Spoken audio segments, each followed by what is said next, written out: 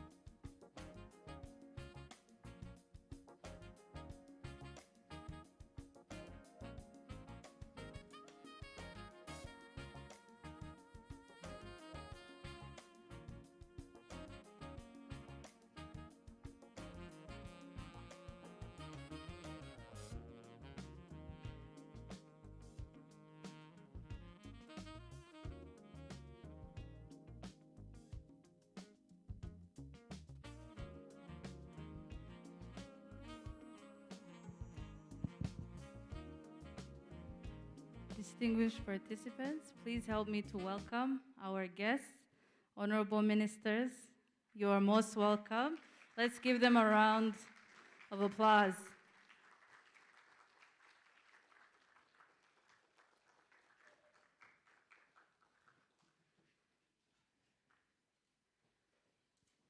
Thank you so much. You may all be seated.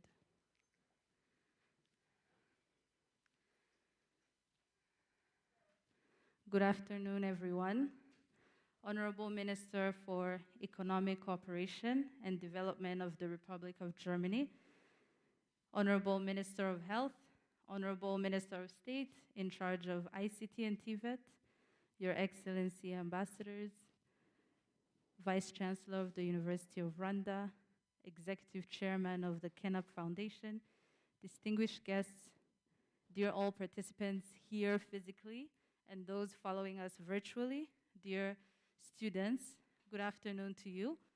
My name is Nicole Jabo. I work as an advisor to the Minister of Health, and I am honored and very pleased to be your moderator for today. We have an exciting discussion today. Today we will be talking about BioNTech's investment in Rwanda regarding vaccine manufacturing towards achieving vaccine equity for Africa. As well, we will be mostly emphasizing on the role of the workforce in this journey. For this reason, we are very happy to be amongst the East African Center of Excellence for vaccine, immunization, and health supply management students amongst us. So today's agenda will go as follows. We will start with some welcoming remarks from the Vice Chancellor of this university, University of Rwanda, followed by a speech of the Honorable Minister of Economic Cooperation and Development of Germany. Following, we will see a presentation of the Modular Production Facility Project and the Workforce Qualification by Mr. Holm Keller. We'll hear remarks from Minister of Health, Minister of State in the Ministry of Education. And finally, dear students, I invite you to listen in and pay attention because you'll have a brief Q&A session with our panelists today. So without further ado, ladies and gentlemen, please help me to welcome the Vice Chancellor of UR, Professor Alexandre Yambabaje, for his welcoming remarks. Please give him a round of applause.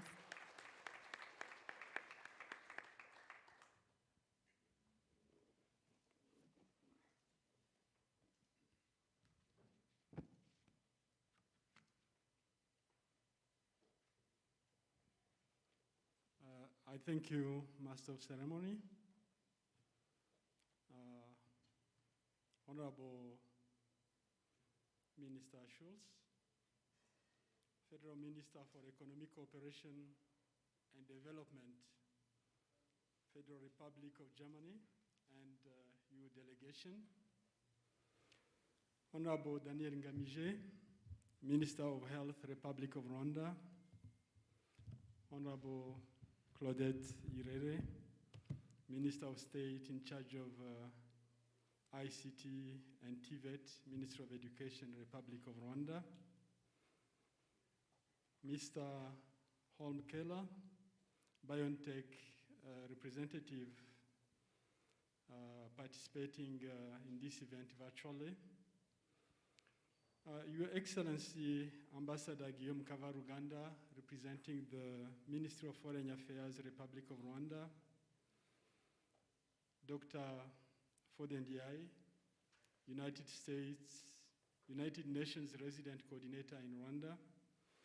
Excellencies, Ambassadors, heads of regional and international organizations, members of the Diplomatic Corps, distinguished guests, ladies and gentlemen, on behalf of the University of Rwanda community, students, staff, and management, it is my great pleasure and honor to welcome all of you to University of Rwanda campus of Gikondo. We are honored and privileged to host this conference on BioNTech investment in Rwanda, which will discuss and inform the role of workforce qualification for successful manufacturing of vaccines in Africa, particularly in Rwanda. Distinguished participants, ladies and gentlemen, allow me to take this opportunity and convey University of Rwanda's gratitude to Honorable Minister and the Embassy of the Republic of Germany in Rwanda for making a deliberate decision to organize this conference in one of our campuses. Our heartfelt gratitude goes to the Honorable Minister for choosing Rwanda as her first destination outside Europe, in spite of challenges the European continent is facing. We are with them during this period. On another side,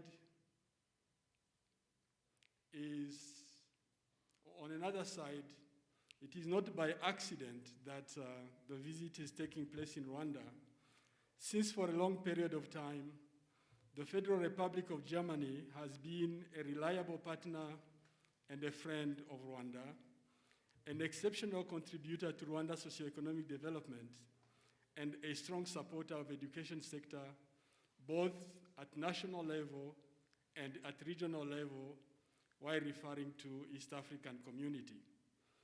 For higher education, University of Rwanda in particular, the Federal Republic of Germany is contributing to capacity building through different avenues, including establishment of unique training programs, such as the master's degree program in quantitative economics, support to exchange of staff and students, and funding research projects, such as research on circular economy.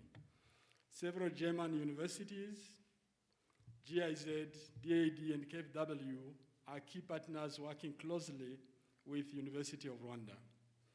At regional level, through East African Community Secretariat, the Federal Republic of Germany has contributed to the establishment of the Regional Center of Excellence in Embedded and Mobile Systems at Nelson Mandela Institute of Science and Technology for master's and PhD degree trainings.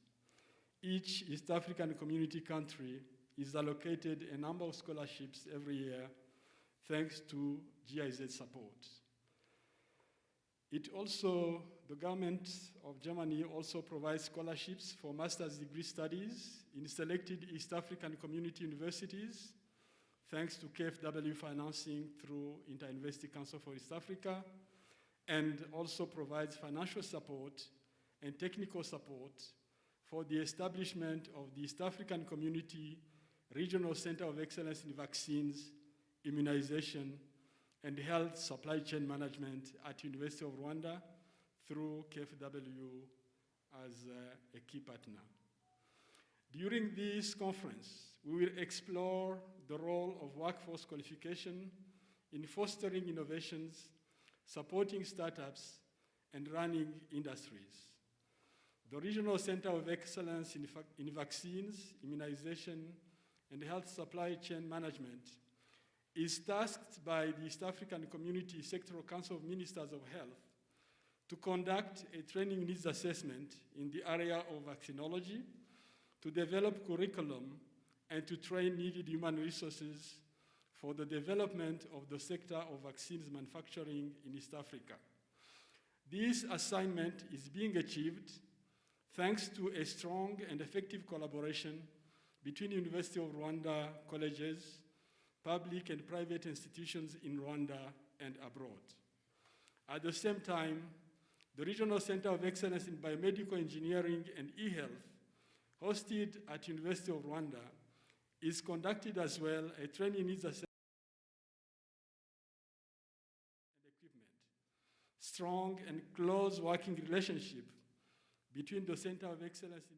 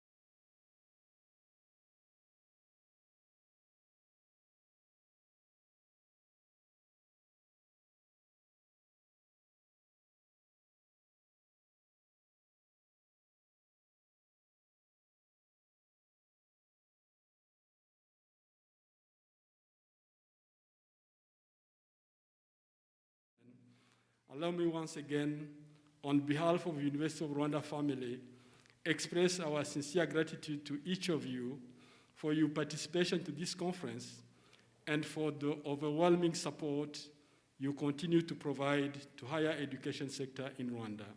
I thank you for your kind attention.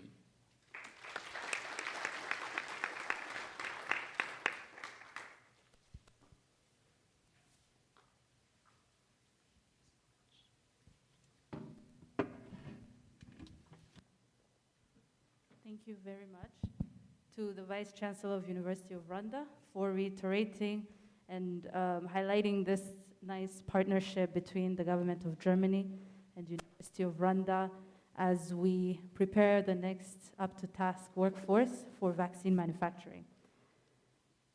Dear ladies and gentlemen, I would now like to welcome the Honorable Minister of Economic Cooperation and Development of the Federal Republic of Germany to please come and share with us her remarks. Most welcome, Minister.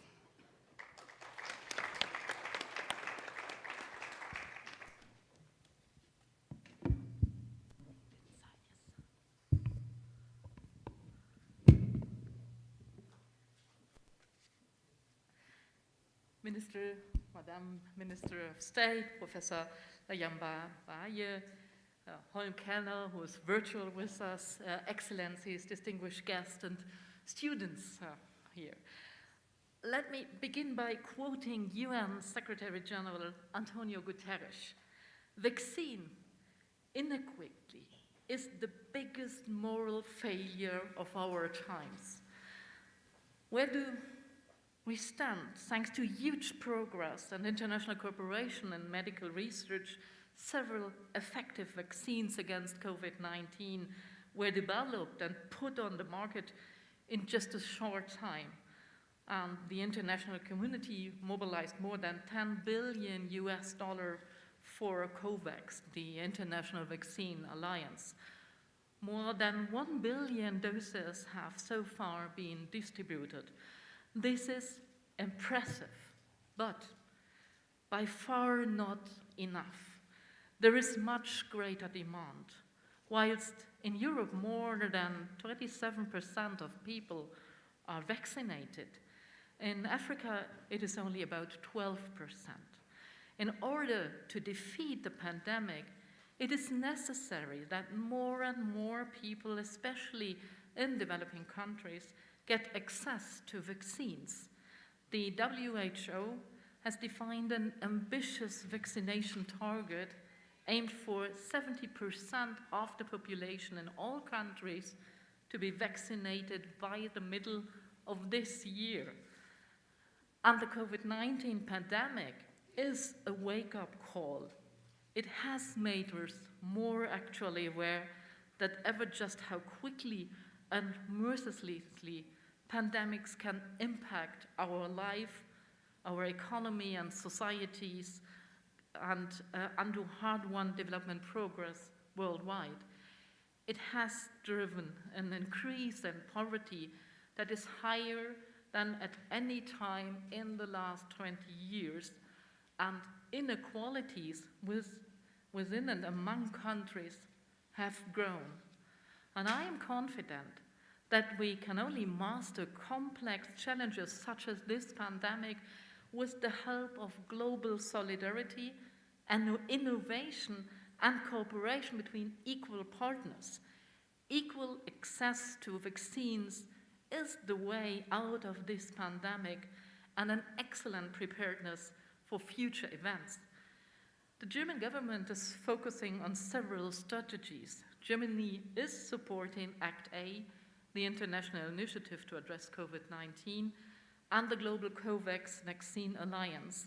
We are working to ensure that other countries too do their fair share, and global vaccine equity and health promotion will also be one of the priorities during Germany's G7 presidency this year.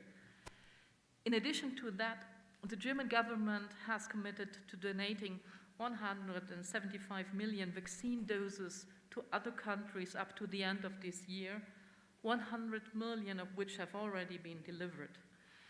Germany's engagement also includes support for partner countries, vaccines logistic, but vaccines donations and financial support alone is not enough. Sustainable efforts to fight the pandemic must involve more than meeting acute needs at short notice. Because one lesson learned from COVID-19 is that investments in preparedness pay off, and I want to work towards achieving structural improvements in global access to vaccines. This includes developing local vaccine production capacities, and that means building factories, strengthening regulatory authorities, promoting technology transfer, and train skilled workers. It is important to me that this is done in close coordination with our partners, other countries, the EU, multilateral organizations such as WHO or the African Center for Disease Control and Prevention. And I'm putting a special focus on cooperation with Africa. Currently, only 1% of the vaccines being administered in Africa are actually produced there. The African Union wants to increase this share to 60% by 2040. The German government is supporting this goal. So far, the German Development Ministry has made 530 million euros available for vaccine production in Africa, because this will not only reduce Africa's dependence on vaccines imports and strengthening Africa's resilience, it will also create new attractive jobs on the continent. And it's no coincidence that Rwanda is one of the first African partner countries, together with Ghana, South Africa, and Senegal, for the development of local vaccines production. No, it is a coincidence that my first visit to Africa is taking me to Rwanda. Our countries share many concerns: gender equality, sustainable economic development, climate protection, or digital transformation, which uses technologies, big data, and artificial intelligence for the benefit of all people. Rwanda has ambitious development goals, and it is implementing development measures consistently and efficiently. One example is the COVID-19 vaccination campaign and how quickly the necessary conditions for vaccine productions were put in place. Training experts is a key aspect of ensuring that vaccine production is successful in the long term. We want to work on this together. We have already been supporting the ERC Regional Center for Excellence on Immunization, Vaccines, and Health Supply Chain Management here at the University of Rwanda since 2016. And we can also build on good experience gained in the cooperation between the Rwandan Biomedical Center and the Robert Koch Institute. To support this cooperation, I am happy to present to you today, Minister, a package of COVID supplies. It includes such things as laboratory equipment needed for PCR diagnosis. And then we are especially happy that one of the most innovative German companies, BioNTech, is ready to be a partner for developing vaccines production in Rwanda. The company's use of digital technologies and artificial intelligence in vaccines production illustrates how important access to big data is and the responsible use thereof. Germany, through its development cooperation work and the Rwanda government, are working to promote just that by supporting tech startups and the digital center in Kigali. A COVID chatbot, for instance, has been developed through which Rwandans can access information on the pandemic, on vaccines, opportunities, and on how to protect themselves. Such innovations are a beacon of hope also beyond COVID-19. The same goes for the mRNA technologies which BioNTech is using. It is opening us up opportunities in the fight against other infectious diseases such as malaria, HIV, and TB. The production of vaccines in African countries can help to make the continent more crisis resilient. Many different institutions need to work hand in hand to order to harness the potential of local vaccine production. And I hope and trust that this new German-run project will be a success story that works in just this way. A lot remains to be done before the first Rwanda doses of vaccines is produced and approved. But I am very confident that our cooperation will soon contribute to ensuring that Africa has better access to vaccines and is better protected from pandemics.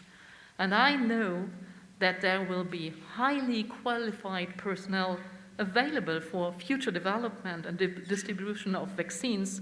Thank you, thank the students here. Thank you for your good work, and I am looking forward to our exchange. Thank you very much.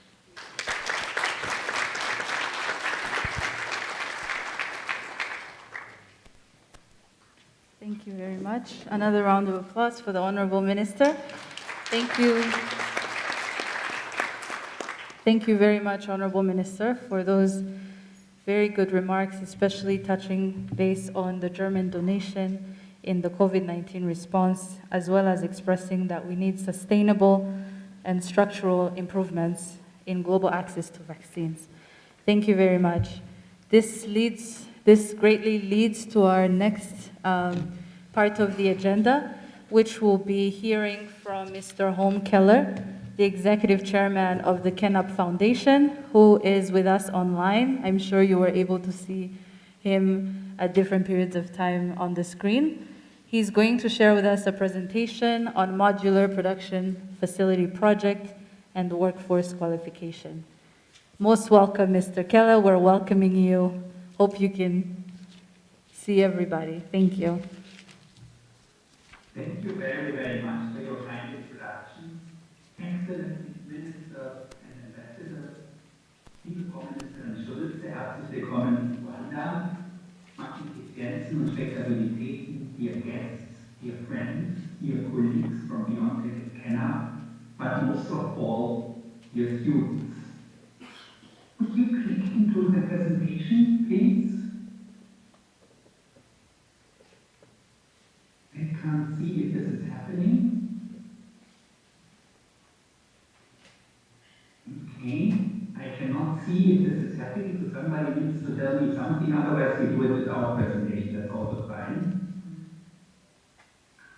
Here we go. Okay, just forward 2 slides, please.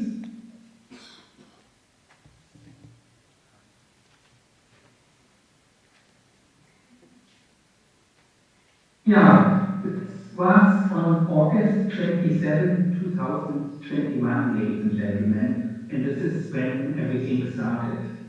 At this time, President Kagame, President Sall, President von der Leyen exchanged a communique which stipulated the starting of high-end innovative vaccine manufacturing on the African continent. And it is also the start date of BioNTech's commitment to Rwanda.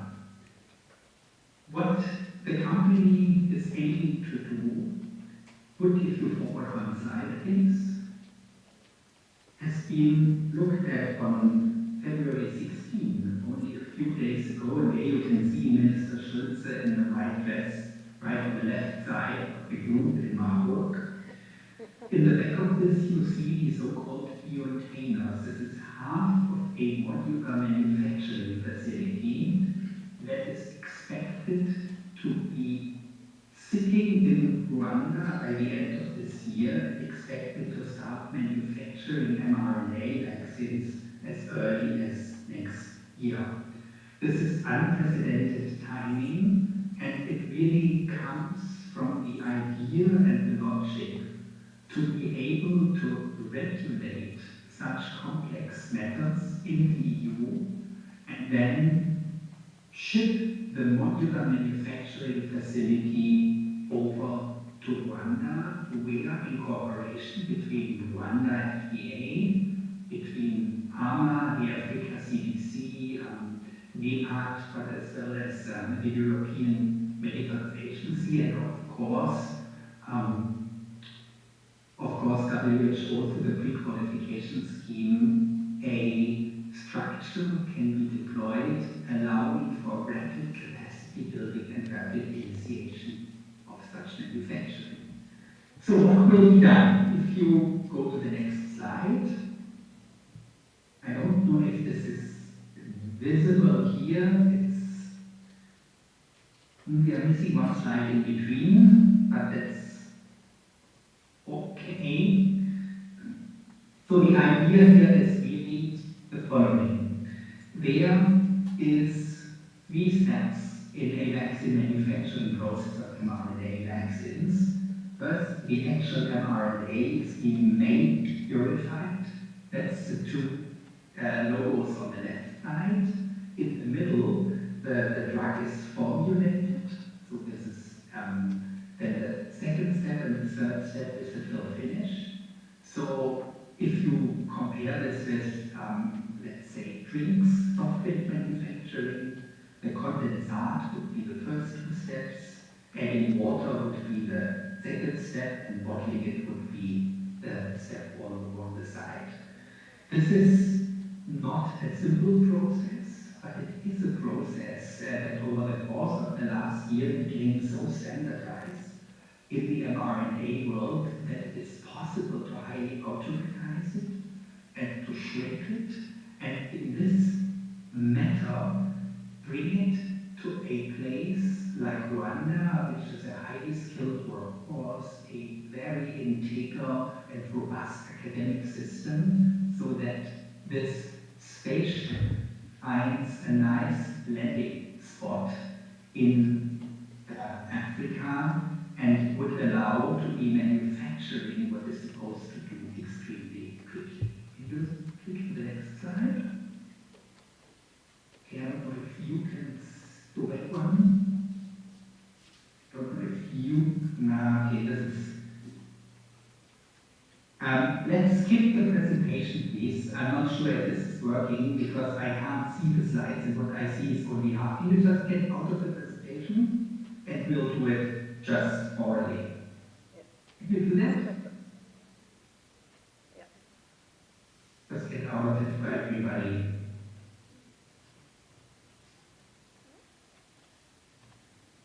Yeah, just skip it, please.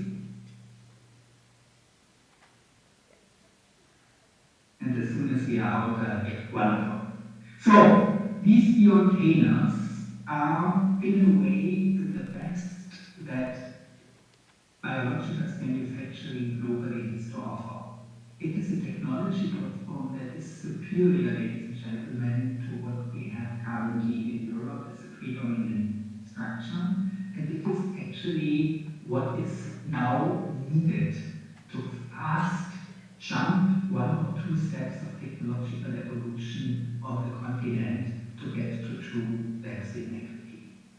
So there is 12 containers, regular iso-sized sea containers, and these containers are comprised into 2 groups.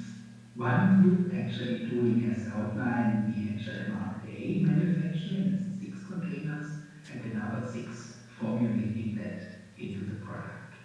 This is something you have to imagine is quite self-sustainable. So what will happen is that BioNTech will erect a hall that is very similar to what Mrs. Schulze and President Kagame had the opportunity to visit last week in Marburg. This hall will be cloned in Kigali, and in this clone, these BioNTech will be installed, allowing for such manufacturing. So what the country, what Rwanda will have to do and will want to do is to provide the necessary utilities, to provide, which is, I think, the main topic of the consideration in the country, provide access to skilled talent. It very nicely provides the regulatory support through the cooperation of Rwanda FDA with Ghana FDA in the framework of the Emerging Africa Medical Agency. It will obviously provide the operational permits that are needed and deal with the logistic and supply side. A spectacular element of the Rwanda project is that it actually spans the African continent. The last step, finish, is expected to be done in Ghana, so that this African mRNA vaccine would be drug substance and product manufactured in Rwanda and then finished in Ghana, leading to an unprecedented case not only of the African continent, but you would have two nation states regulators joining together in regulating this first truly African manufactured mRNA vaccine. The process itself, ladies and gentlemen, is complex. Just to give you some numbers, there's 280 components from 86 suppliers in 19 countries. And it's unimaginable, but it's about 50,000 steps, individual codified process steps that need to be taken to get from the raw material to the actual injectable product. These 50,000 steps are all encompassed in these containers, so this is why this is a very dense technology mix and possibly a true jump in several generations for the African continent. This will need to be accompanied by 40 individual quality control assays that would be run by BioNTech in a 24/7 supported system. So what we expect to do is we are expecting to break ground in June of this year. We are expecting to see the factory hall with the BioNTech inside 6 months later. And another 12 months later, we expect to have this factory not only manufacturing test run slots, but actually providing vaccine for the continent. Initially, we are expecting to manufacture COVID vaccine here. The machinery, the equipment, and the system, though, is actually geared towards African diseases, towards an upcoming malaria vaccine, towards hopefully an upcoming tuberculosis vaccine, and with maybe even bigger hope towards an upcoming HIV vaccination. The system and the equipment, ladies and gentlemen, is also prime and tailored for personalized oncological therapeutic vaccines, which would again provide a jump for many African healthcare systems, since highest end oncology care, cancer care, may not be available in all African countries for affordable cost.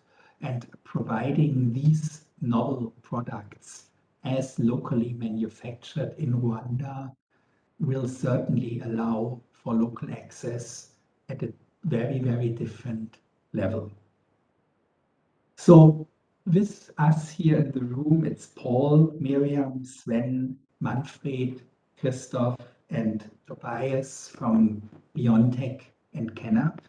And the team is roaming the country, looking at the potential sites, meeting with the relevant people among you for qualification as well as for the auxiliary processes that are needed.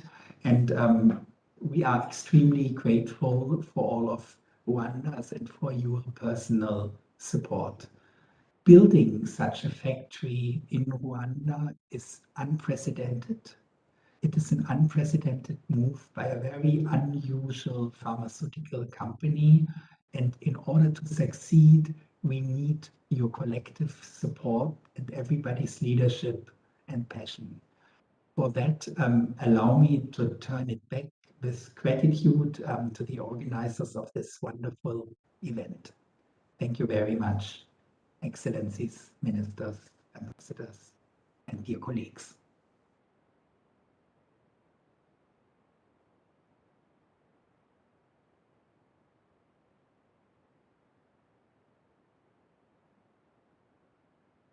Hear you loud and clear, and I hope you heard the round of applause in the room. So thank you so much again to Mr. Keller for sharing with us a timeline of events that led up to this point, as well as giving us a little bit of insight into what we can expect in the coming months in terms of setting up a new facility for vaccine manufacturing in Rwanda. He also alluded to the team that is here from BioNTech in Kigali for a few days. If I may ask that they will please stand so we can see them and greet them and welcome them to Kigali.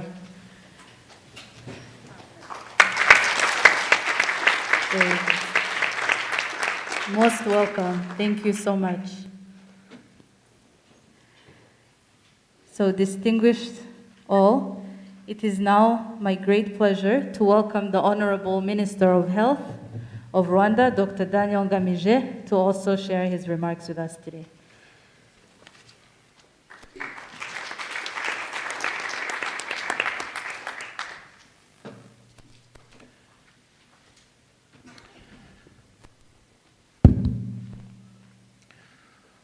Honorable Federal Minister for Economic Cooperation and Development, Republic of Germany, Ms. Schulz, and your delegation. Honorable Minister of States in charge of ICT and TVET, Republic of Rwanda. Excellency Ambassador of the Federal Republic of Germany in Rwanda, Excellency Ambassadors, Excellency UN Resident Coordinator, Executive Chairman of KENAP Foundation, Mr. Home, Vice Chancellor of the University of Rwanda, distinguished ladies and gentlemen, all protocol observed. Dear students, good afternoon. Yeah. Allow me to begin my remarks in commending the Germany Embassy, BioNTech, KENAP Foundation, and University of Rwanda for organizing such important conference today to discuss BioNTech's investment in Rwanda as a step towards achieving vaccine equity for Africa, and to understand the relating role of workforce qualification as we aim to make vaccine manufacturing a success in Rwanda and in Africa. It is clear that strong and sustainable partnership among all stakeholders, including the collaboration between academia and pharmaceutical industry, should be established to make this target a success. This is in the line with Rwanda's vision to focus on building a knowledge-based economy, and this implies to increase research and innovation capacity through fostering excellences in research and development. It also implies that Rwanda remains a proof of concept destination for current and future innovations, and this requires to secure a sufficient large pool of people with qualification in science, technology, engineering, arts, and mathematics. We can add other disciplines. This country vision requires focusing on developing strong competences-based capabilities in emerging sectors such as nanotechnology, biotechnology, bioinformatics, artificial intelligence, robotics, among others. This will play a key role in supporting different development clusters, including the pharmaceutical cluster, to facilitate production and export of vaccine and other therapeutics. Learning from the COVID-19 pandemic, inequity in vaccine availability have been observed in Africa more than elsewhere. Therefore, it is critical that African countries create a local vaccine manufacturing infrastructure alongside a robust regulatory oversight. Rwanda is engaged in setting up a manufacturing hub for vaccine, starting with vaccines against COVID-19 to address critical challenges mentioned above. The KENAP Foundation, in collaboration with BioNTech, are committed to partner with Rwanda for mRNA vaccine technology and skills transfer to improve medium-term vaccine supply in Africa. To this end, a sustainable production of BioNTech mRNA vaccines is expected to be established in Rwanda in a reasonable period from now. In fact, we should expect it in probably 24 months maximum. Parallel to this, several other programs were initiated to strengthen Rwanda Food and Drug Authority regulatory capacity to efficiently handle licensing, control of vaccines, and manufacturing facilities. The long-term objective of this project is to create a vibrant, multi-client biopharma production and research ecosystem in the coming years. A biomanufacturing workforce training will be established, and additional actors to the ecosystem will be attracted. Honorable Minister, distinguished ladies and gentlemen, given the vision we have, developing a workforce with all required qualification for higher productivity becomes mandatory. And this is where your role as students and academia as a whole is imperative. We'll need your skills and more investment in medical research teams in order to overcome the current and future pandemics. We are mindful that pharmaceutical industries comprising vaccine manufacturing plants is a sector with potential for high growth, as well as high employment over time in related fields such as research and innovation, production, investment, trading locally and internationally.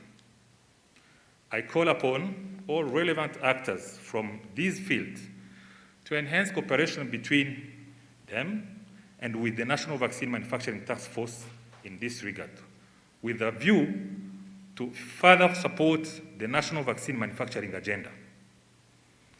Honorable Ministers, I want to express our gratitude to the government of Germany and BioNTech for this innovative and transformative partnership. It comes with several opportunities in alignment with Rwanda and Africa commitment in preparedness efforts for future pandemic effective response.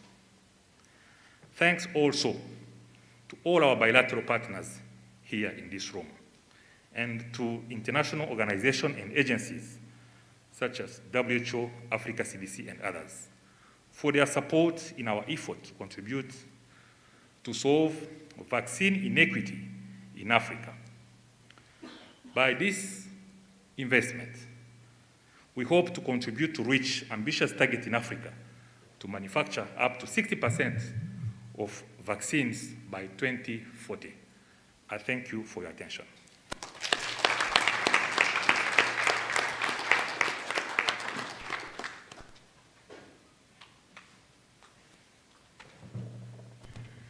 Thank you very much to the Honorable Minister of Health for those key remarks, iterating gratitude to the government of Germany for this partnership our bilateral partners, and all key actors involved.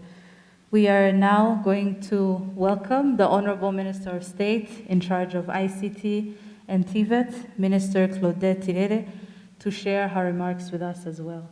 Welcome, Minister.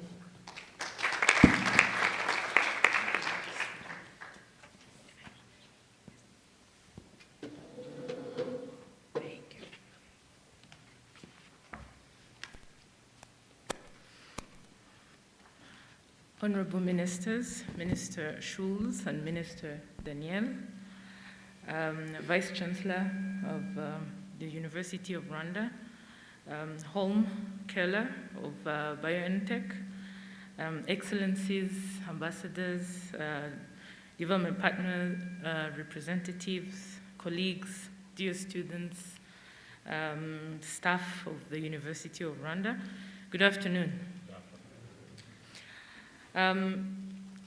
Many thanks to the German Embassy and BioNTech, KENAP Foundation, and UR for organizing this conference and hosting it here. And many thanks to you, Minister Schulz, for making Rwanda your first visit to the continent as the new Federal Minister of Economic Development and Cooperation. I will now focus on the needed interventions in the workforce and skill set to support this investment around vaccine manufacturing and of course leading to vaccine equity on the continent. There are two ways we are approaching this. The first one, given the BioNTech modular approach, which includes tech transfer, we're engaging and working with them to identify the needed skills and therefore responding to the shortage of skills in both short/medium and long-term is a sure way to go. And active collaboration in this regard have started. The second way is Germany has rallied other development partners, and 2 studies are currently underway to help us with the skills diagnostic. The first study, which has just started, is limited to the biopharma industry and the workforce readiness, but as we know, although different in procedural approaches, biopharma and vaccine are not too far from each other. The second one will tackle the vaccine manufacturing, workforce readiness in general. These 2 are important and will complement each other. And with both, we know for sure that there will be need for 3 main things. 1, reskilling the existing workforce to ensure they can respond to the new demands. And for instance, we know there are many biotechnology graduates out there, engineers, that could be trained and be able to respond to the needed skills. Same goes for other different areas, biomedical engineers, pharmacologists, etc. And here, partners such as Cognos, who I believe are in the room, will play an important role in ensuring these demands are met, and as well as other academic institutions in Germany and elsewhere in the world. The second one is upskilling the existing workforce to ensure that they fit right into the new demands. And we've heard from the Vice Chancellor of UR. UR is in the process of starting 2 new programs at master's and PhD levels, which will ensure that in the next 2 to 4 years to come, we have, in addition to the current workforce, capable, bright new minds to support this endeavor. New undergraduate and postgraduate programs are also needed. Vaccinology, bioprocessing, bioinformatics, bioengineering, immunology, molecular genetics, genomics, immunohistology. Wow, there are so many. And in the same vein, Rwanda Polytechnic, which is also represented here, is exploring with another 2 partners the start of a new associate degree or advanced diploma level to train necessary technicians to support this endeavor as well. And here, again, partners such as Cognos and other polytechnics and other institutions, they would play an important role as well.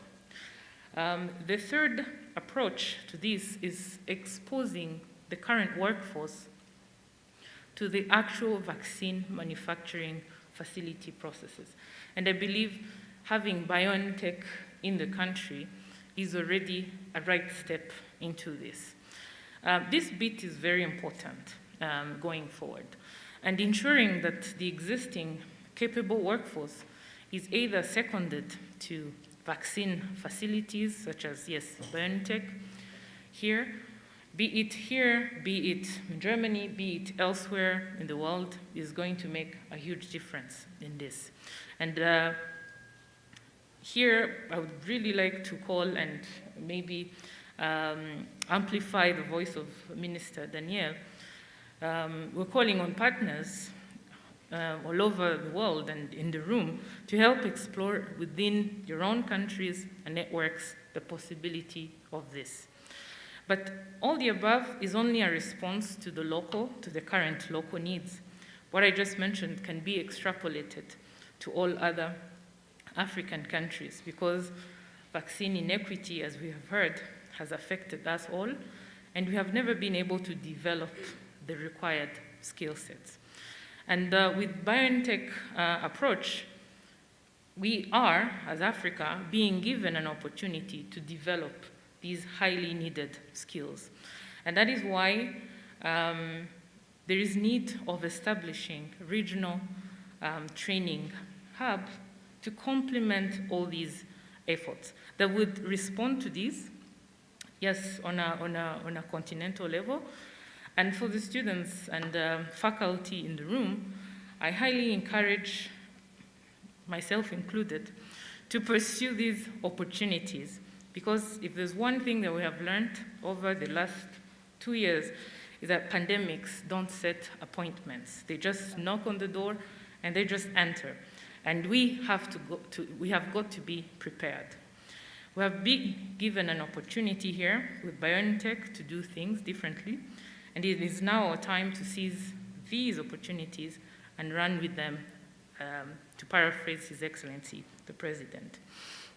Rwanda has been championing many regional initiatives, and the University of Rwanda has around 8 regional centers established in here that serve the continent. Carnegie Mellon, that is in the room, has been established in Rwanda that serves the continent. The African Institute of Mathematics and Sciences is also established in the country. And we know that for an endeavor such as vaccine manufacturing that needs a trained workforce, Rwanda would as well be able to respond to this need. And I would like to conclude on that and say that we are ready and we look forward to working with you as we develop the workforce that is needed for this investment. Thank you.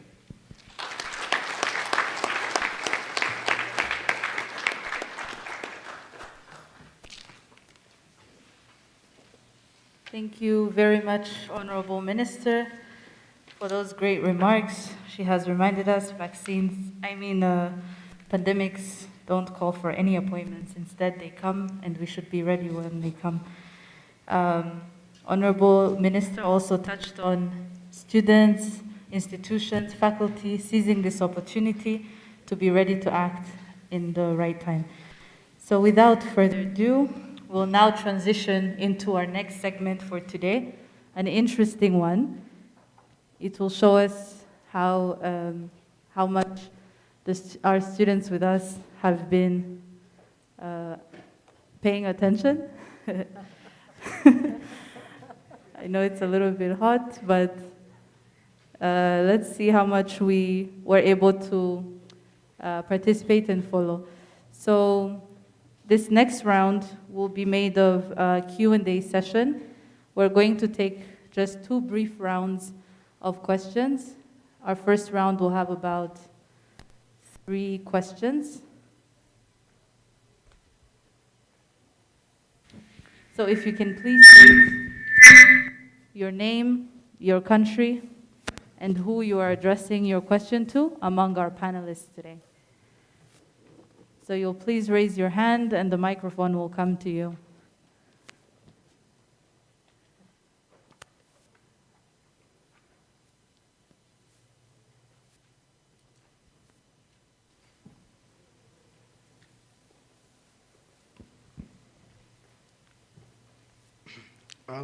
Distinguished guests, honorable ministers, all protocols observed, good afternoon. My name is Frederick Githinji. I come from the Regional Center of Excellence for Vaccines, Immunization, and Health Supply Chain. I'm one of the beneficiaries in the Masters of Health Supply Chain course. I am a Kenyan. Before I ask my questions, I was requested on behalf of the students to sincerely thank the center, the German Development Bank, or KfW, and all the partners who have been able to enable us to come and learn and share experiences as East Africans. We are really thankful and grateful. I belong to the second intake class. Tomorrow is actually our day for defending our master's thesis dissertation. I hope this won't be part of the grading system. So wish us the best of luck. Thank you. I have 2 questions, and they are addressed to the Honorable Minister for Economic Cooperation and Development of the Federal Republic of Germany and the Honorable Minister of Health, Rwanda. So my first question, how does vaccine inequity relate to other global inequalities in terms of access to health services and products? And my second question, how can the momentum around achieving vaccine equity be leveraged to tackle these other challenges? Thank you. Thank you. If you allow, we can take maybe 2 more and then we can answer. Yes?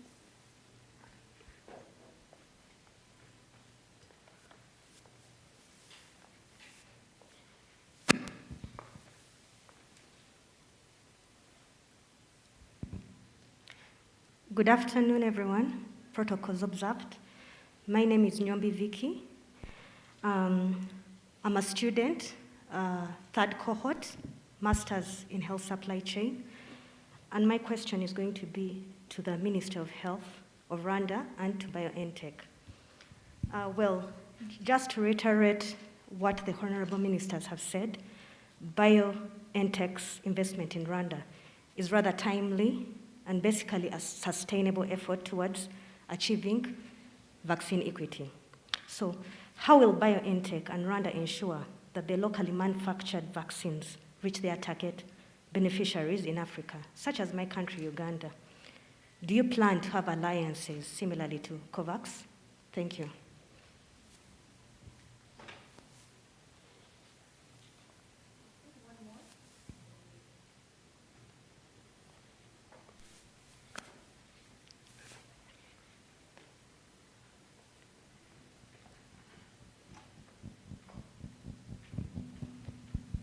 Good afternoon. My name is Gisele Iraguha. I am a Rwandan student at East African Regional Center for Excellence in Vaccine, Immunization, and Health Supply Chain. My question is addressed to Honorable Minister for Economic and Development of Federal Republic of Germany, Honorable Minister of State for ICT and TVET in Rwanda, and Vice Chancellor of University of Rwanda. My question is, one of the biggest problems we are currently facing in Africa is a big gap between theoretical learning and practice of learned skills.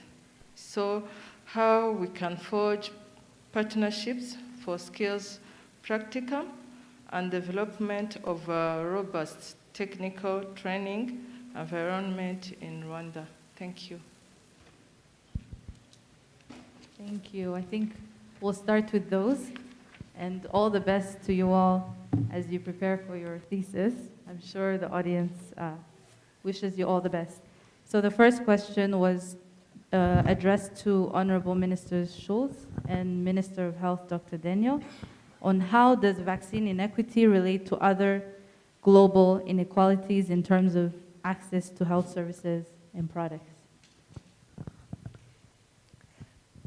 Should I start? No, thanks a lot.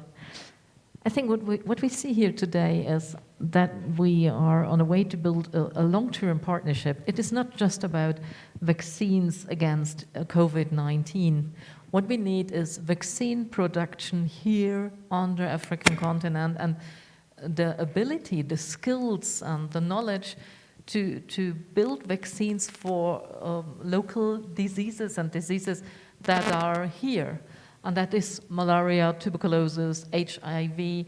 What our common goal is, we want you to be more independent and produce more vaccines here. And I think that is an important step, building up these skills, being more trained in practical things. Giselle said that, having contact to the newest knowledge and develop it further, because that is now the first step we see with these BioNTech containers, but they need to be developed forward, because now we need a cooling for these vaccines.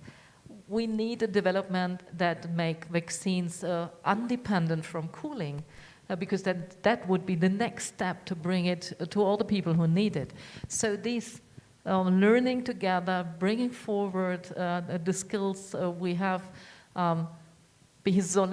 having solidarity between each of us, because we all know no one is safe until everybody is safe. We need to fight these pandemics together, and we need your knowledge, your skills, your experience, and doing that on the same level. I think that is very important. We have excellent scientists in Germany. They need years to prepare what we see now, and now we want to share this knowledge and bring it to the next level.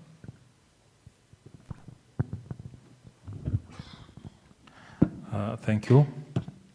Maybe before for me to respond, I want to recall some facts with a serious pandemic which we do still have in Africa, the HIV.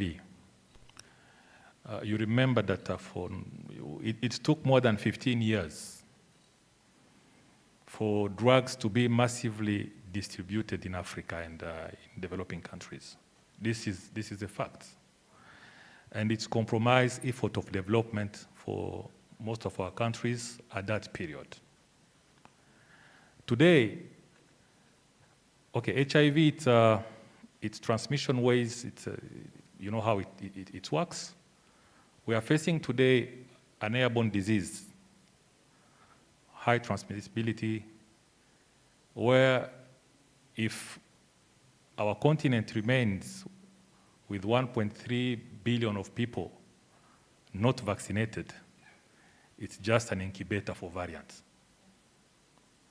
So I think if you want to talk about international solidarity and to be safe wherever we are, we need to change the game. We need to change the way we fight these pandemics.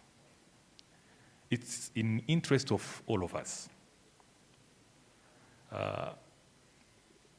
Having BioNTech and the government of Germany today in the country with the intention to transfer knowledge and skills, this is what we call transformative partnership. It's done in less than 2 years since the beginning of the pandemic. It's done in a comprehensive manner. I think the presentation was very clear. So if you want to address the issue of inequity, we need to fix different challenges that are behind inequity. Production with what is required to produce. Of course, in our countries, we lack technologies, we lack infrastructure, human resources which are qualified. But there is a possibility of making this happening with the transfer of what is needed. And we are ready to go for that. On the other side, we also know that there are things we should fix in our systems as African countries. There are vaccines that are expired in some countries just because of vaccine hesitancy, although distributed for free. I think we need to go for a comprehensive approach where our partners are ready to transfer knowledge and skills and mentor our scientists to produce vaccines in Africa, but also we work on our health systems, the supply chain, to bring our population ready to take vaccines. This is the only way to fix this issue of vaccine inequity. Thank you.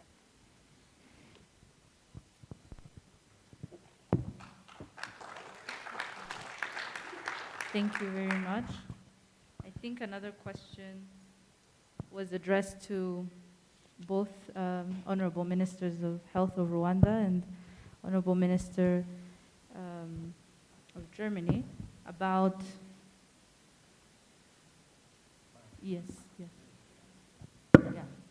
about, I think it was from the lady from Uganda? Yes. Yeah, I can start maybe, and then I don't know who will respond on the side of BioNTech. Call home, maybe, if he's online. What we want today is to make sure that with our partners, we manufacture vaccines that are meeting key parameters.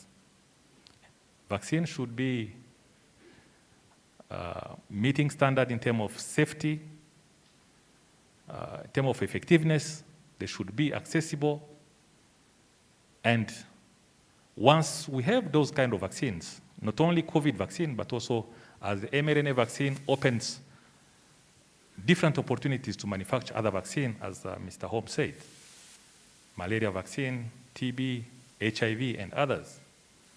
I think what will be essential is to make sure that if our vaccines are meeting international standards, then constructive dialogue with different funding mechanisms and funding platforms or distributing platforms like COVAX facility, AVAT, and others, bilateral partners. I think it will be to take vaccines from Rwanda and export them around in the region. It's cheaper than taking them from, I don't know, any country from Asia or from Europe. This is, as long as these vaccines are meeting standards. So I think I can assure a colleague from Uganda that once vaccines are produced here, meeting international standards, there will be international frameworks to distribute those vaccines wherever they are needed. Thank you. Thank you, Honorable Minister. Mr. Holm, floor is... Thank you very much, Mr. Daniel, and thank you very much for the question. There were multiple talking points around sustainability of this move, and maybe it's worthwhile to allude to this further. From BioNTech's side, there are still three commitments. One commitment is around locally manufacturing and selling these products only to African Union member states. In other words, what will be manufactured in Rwanda under no circumstance will leave the African continent. Linked to this is, of course, a commitment to workforce development. In these biocontainers, first generation, between 80 and 100 highly skilled jobs will be created. And the aim is within a year or two to have all of those jobs be filled by very capable people from Rwanda and neighboring countries. The second commitment in terms of sustainability has to do with the fact that it's not very likely that BioNTech would like to be a long-term manufacturer in Rwanda. So one of the things we are discussing is how to make this over time a Rwandese manufacturer. as opposed to a German manufacturer. So when and how, under what circumstance, and how to organize for a turnover of the facility. This is currently being discussed, but it's clearly in the aim of BioNTech for what Minister Daniel has really called a transformative partnership on tech transfer. And the third commitment may, in the long term, be the most important one, and it actually links to building the capability for product development. Initially, BioNTech will want and will need to manufacture vaccine against COVID and its variants. Midterm, it will be hopefully malaria, TB, and HIV, but the technology platform would cater for many of those diseases that are currently called neglected, but they are really only neglected because there is no economic system to make it work. And one of the reasons why there is no economic system is because there is no local manufacturing. So by contributing this one stone to the mix, we hope to really make a move into a transformative industry for the African continent, starting in Rwanda. And all of us at BioNTech and CANAP look forward to cooperating with universities, research organizations alike, together with the current development plans for malaria, tuberculosis, and HIV, but potentially on many other diseases, including on building an oncology platform for the African continent. Thank you very much. Back over to the moderator. Thank you very much, Mr. Holm, and thank you to the panelists for the excellent responses. I hope they were satisfactory to our students. If we have another few round of questions, we can take them. I'm very sorry, yes, there was one more addressed to the health sector, to Honorable Minister Irere and the Vice Chancellor. It's a question regarding the gap.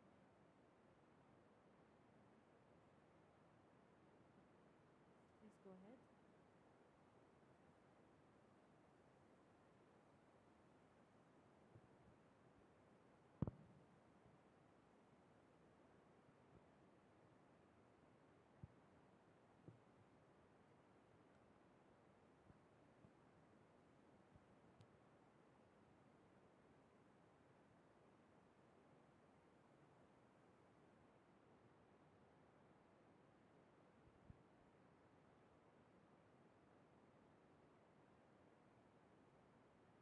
Thank you. I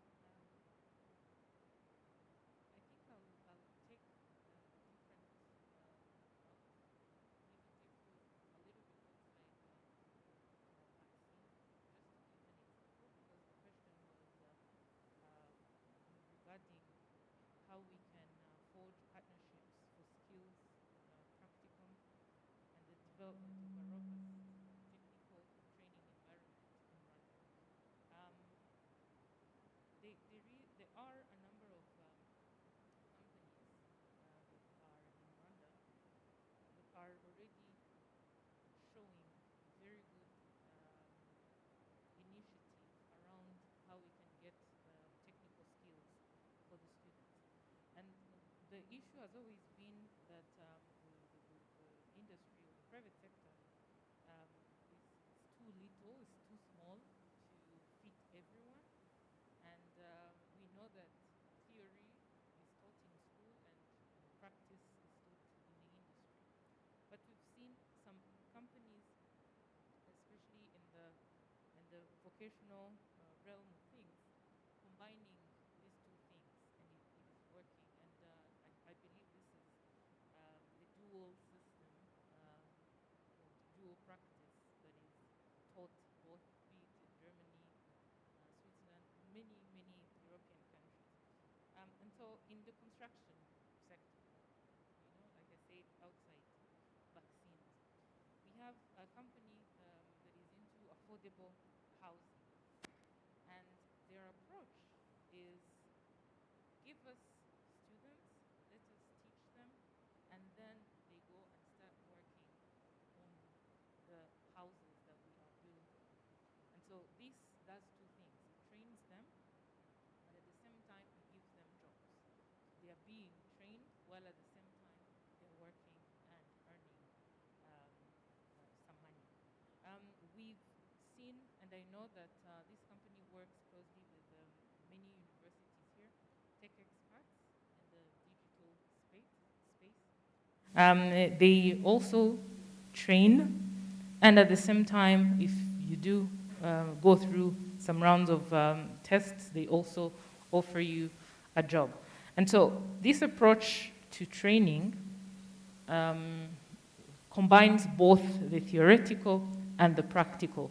And I believe that going forward, this is the best or the ideal approach that we're calling on other companies to look at. And I believe that even with BioNTech, this is the same approach. You know, they will be in the country. Of course, I talked about reskilling, I talked about upskilling. This will be done on ground. And these are the partnerships, like the question was being asked, these are the partnerships that are consistently being forged to ensure that the robust technical training environment in Rwanda is improved. I'll stop there, and maybe VCUR would like to add something. Thank you. Thank you, Honorable Minister Irere, for the explanation. For University of Rwanda, we believe that we have to really strengthen the partnership between the public, private, and private sectors and academia. And this will inform three main areas. The first one is the curriculum.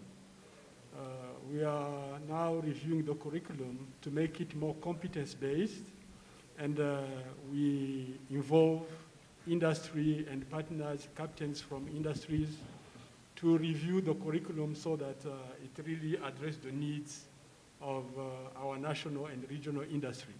The second one is about trainers, competent trainers, and the academic staff now are encouraged to spend time in the industries so that they gain experience from industry and then transmit knowledge, competencies, and skills to students. The third one is about infrastructure. I would like to thank the Honorable Minister for suggesting to have a training hub. But in Rwanda, at University of Rwanda, we already have more than 8 centers of excellence. A center of excellence in the Internet of Things, a center of excellence in data science, a center of excellence in innovation methods in teaching mathematics and sciences. And we have the 2 centers we mentioned here for vaccines, biomedical engineering, Renewable Energy Center of Excellence, a Center of Excellence on cooling, and all those centers of excellence focus on training at master's degree and PhD level, but also we incubate best ideas so that you could promote startups from the University of Rwanda.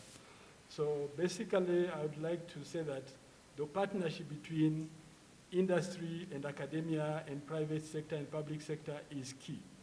Lastly, for the short-term period, we cannot finalize the review of curriculum so that we could start upskilling our people. So we would like to make sure that with BioNTech, German industries and colleges, other partners, Sweden and other countries, we could be able to send our students, our academic staff, so that for the short period of time, you could start training our people from those areas, from those countries and those partner institutions. I thank you. Thank you very much, Honorable Minister and Vice Chancellor. We have time now for another question. Any last question in the audience addressed to any of the panelists?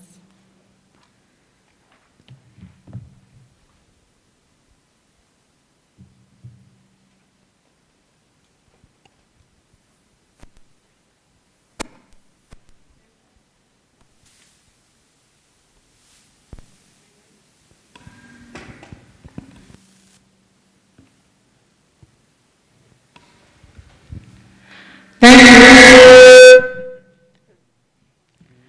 My name is Raisaga. I'm a student in the Center of Excellence in Biomedical Engineering and eHealth.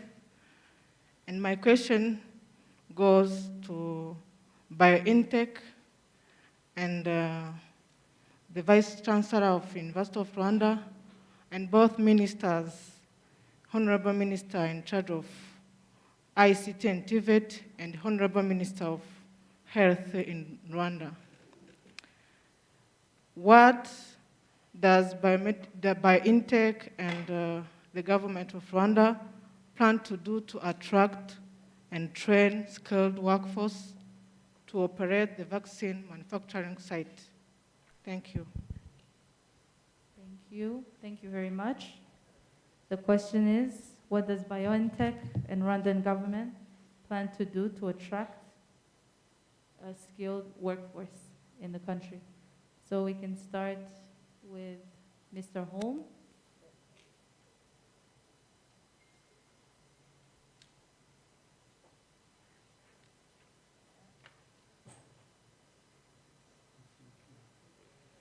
Kayla would like to react.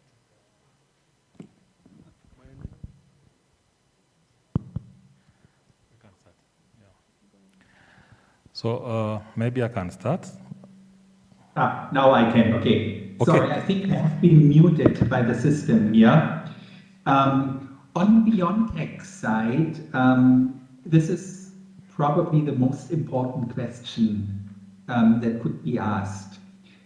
The sustainability of the investment will strictly depend on whether this creates development opportunities for people who may not have academic degrees in the moment, who may see this as an entirely different pathway to setting up a family, to creating sort of a high-end employment opportunity, and to do something truly meaningful. So what we are doing in the moment is we have assembled a catalog of the jobs and the skills. We are starting a process as we speak. And the government of Rwanda, through the foreign ministry, has already started. Minister Daniel has started. There's a process on one hand to identify individuals in the country and in the diaspora who could work in these jobs, but most importantly, we will be setting out the structures together with the distinguished university leaders and the faculty.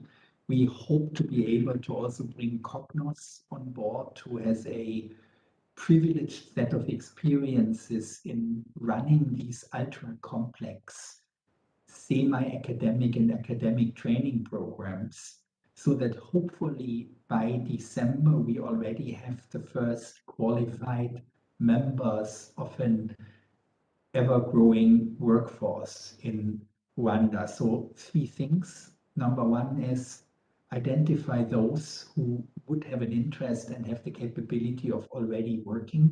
Secondly, very strong academic cooperation on targeted programs for the targeted jobs, creating a workforce that would hopefully be helpful beyond BioNTech, because hopefully with such workforce, other manufacturers would also be attracted to Rwanda. And of course, in the interim, there is going to be a lot of training on the job done by experienced employees of BioNTech to the new employees from Rwanda, which will happen both in Germany as well as here in the new plant. But over to you, distinguished ministers. Thank you, Holm. I just want to add a few things on what you said. Today we have opportunities opened with this partnership with BioNTech. Of course, as I said, mRNA technologies, they are opening several other opportunities in manufacturing other drugs, other vaccines. So it comes with job creation.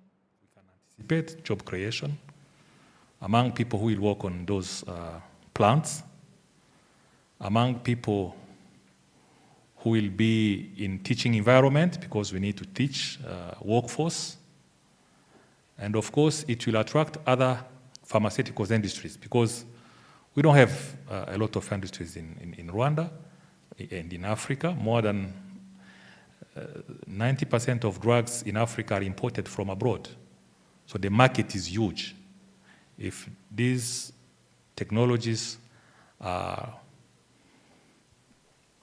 mastered here, to have in other African countries demand for establishing pharmaceutical industries, it will just be a natural move of what should be happening.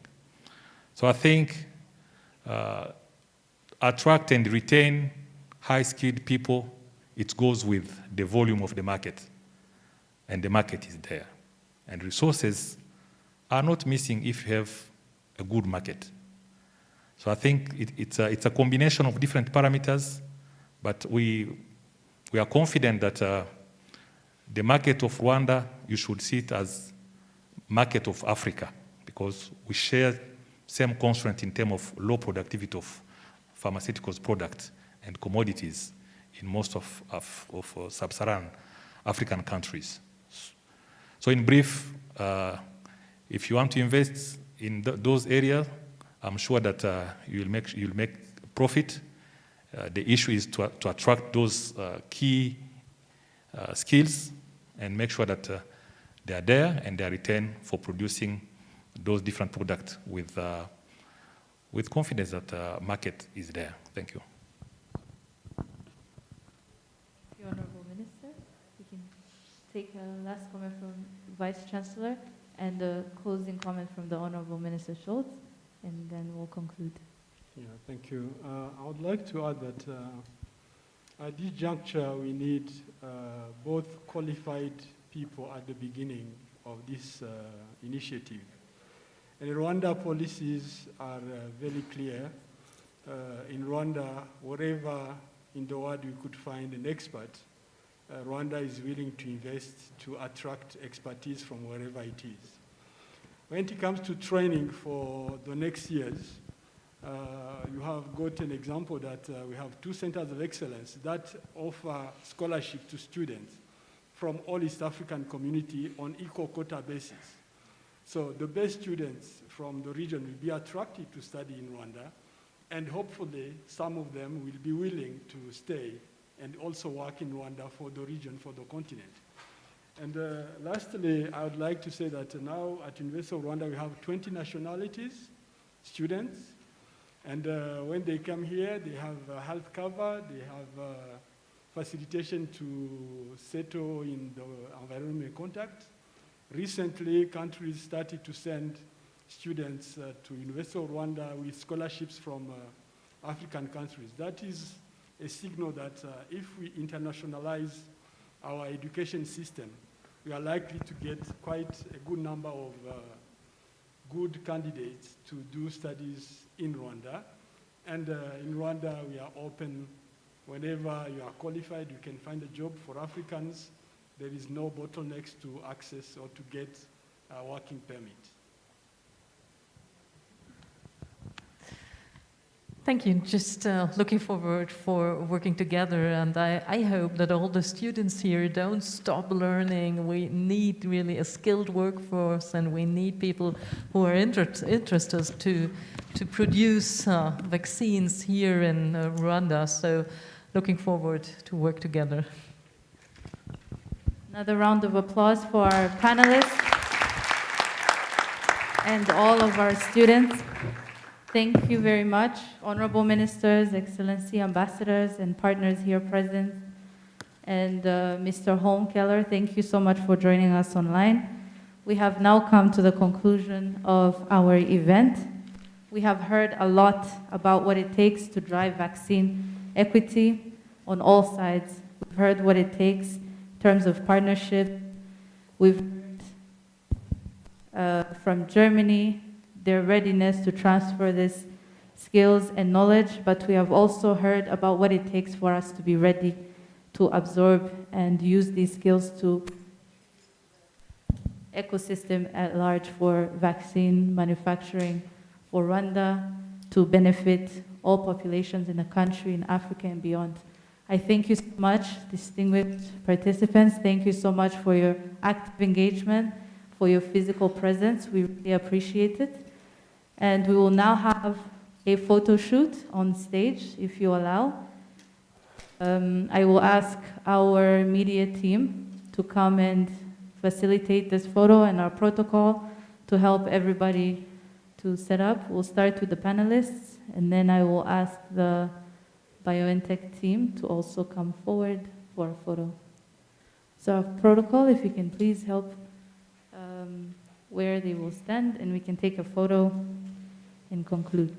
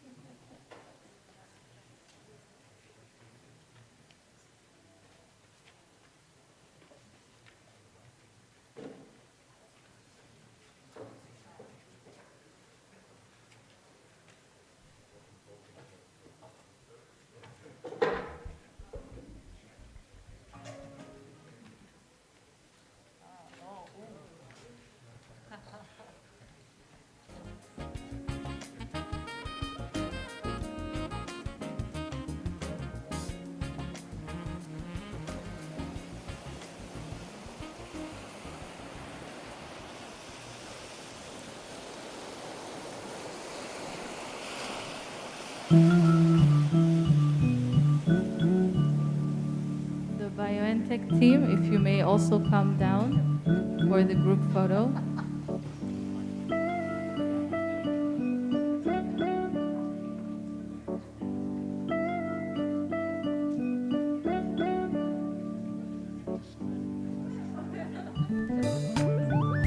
Please come forward.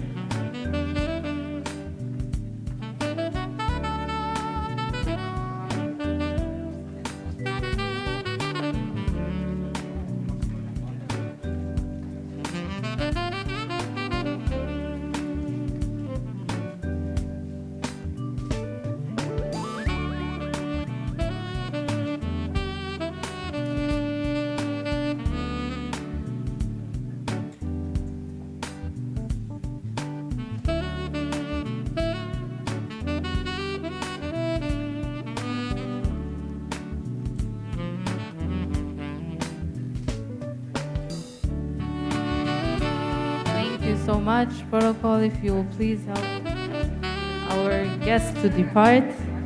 If everyone may remain seated for just a few minutes.